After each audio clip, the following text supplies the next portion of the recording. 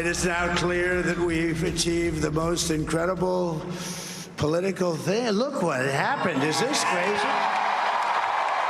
Breaking news in the race for the White House. Overnight, former President Trump delivering a victory speech to his supporters. And here's a live look at the White House this morning. A seemingly neck-and-neck presidential race appearing to end in an historic return to the White House for the 45th president of the United States.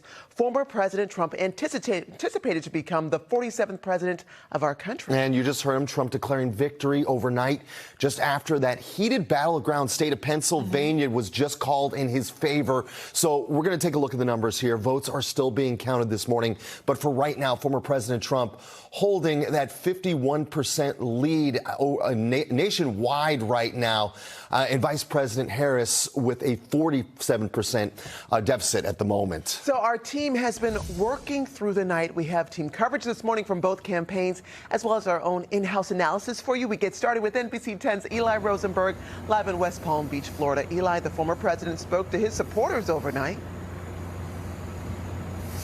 Yes, and good morning, Latoya. Good morning, Raul. It has been busy overnight. The former president reacting. NBC News, though, has not declared a winner in the presidential race, but the former president is speaking with his supporters after wins in some key battleground states. So this is new video overnight of the former president taking the stage at a packed convention center that's been dubbing at his campaign headquarters as he continues to get closer and closer this morning to the 270 electoral votes needed to win the White House.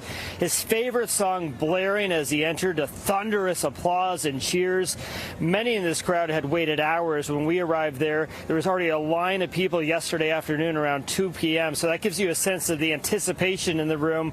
Once the former president did take the stage to hear from him, Trump coming on stage after NBC News projected he had won hotly contested Pennsylvania and North Carolina. Trump telling the crowd he was ready to get back to work in the White House 4 years after losing this race to now President Joe Biden. This was a movement like nobody's ever seen before. Frankly, this was, I believe, the greatest political movement of all time. There's never been anything like this in this country and maybe beyond. And now it's going to reach a new level of importance because we're going to help our country heal. We're going to help our country heal. We have a country that needs help. The former president speaking for about 30 minutes overnight to that crowd at the convention center, not too far from where we're standing right here. Again, NBC News has not declared a winner, but you could hear the former president reacting. We're going to have a lot more of what he had to say throughout the morning, but for now, let's toss it up to my colleague, Matt Pritchard, live in Washington, D.C. Yeah, Eli, last night we were at the Harris Watch Party at Howard University, and supporters there really went through the litany of emotions throughout the night. We started out with a celebratory atmosphere, people singing and dancing, watching as some early returns came in and cheering for those states that had come in. But as the evening went along, you could sense this sort of nervous anxiety hanging over the crowd. At one point, CNN was doing a live shot. They were up on the big board where loud cheers had been heard before. Instead, now it was just simply supporters waving American flags silently. You could tell that there was just that anxiety, knowing that it seemed like that's where things were headed in this particular race. And Eli hammered home on it. This hasn't been called just yet, but certainly Harris supporters could see the writing on the wall last night. And we caught up with a few as they were exiting prior to the end of the evening.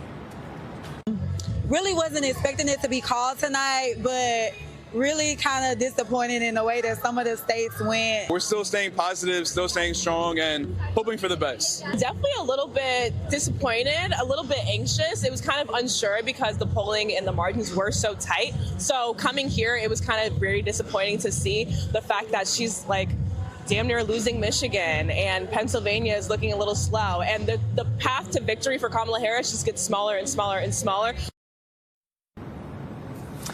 And we did not hear from Kamala Harris last night at her watch party, her campaign co-chair coming out to speak instead. We'll see if that changes today. And over the course of this morning, we're going to hear more from her supporters, including how they're feeling about a second term from Donald Trump. Guys, back to you. Okay, thank you so much. 5:07 right now. Let's bring in NBC 10's Jeff Saperstone live in the newsroom. Well, Jeff, you're crunching the numbers here. Tell us more about Trump's apparent win and the balance of power. Well, guys, yeah, here's the map to 270. You can see how close it is for Donald Trump. He's at 266. Again, he needs 270, so that's just 4 more electoral votes. And we can tell you pretty much every state that is not shaded in right now, at least of the battleground states, Michigan, Wisconsin, Arizona, and Nevada, they're all leaning Trump right now, although none of those states have been called. But if you actually just click on Michigan and give it to Trump, that sets him over that 270 mark. So any one of these would do that. As soon as they are called, that is when he will hit that mark. You can see Harris remains at 219 with some outstanding states here in the Northeast not called, including notably New Hampshire and Maine right there. So that's what we're waiting on at this point. Just want to show you quickly the balance of power in the House of Representatives right now. 200 Republicans, 173 Democrats. Still a lot more races to be called here. The Democrats need to pick up 4 seats to win a majority in the Senate. The Republicans have picked up 2 seats, so they now have the majority officially. That's the projection from NBC News. Live in the newsroom, Jeff Saperstone, NBC 10 Boston. Thank you.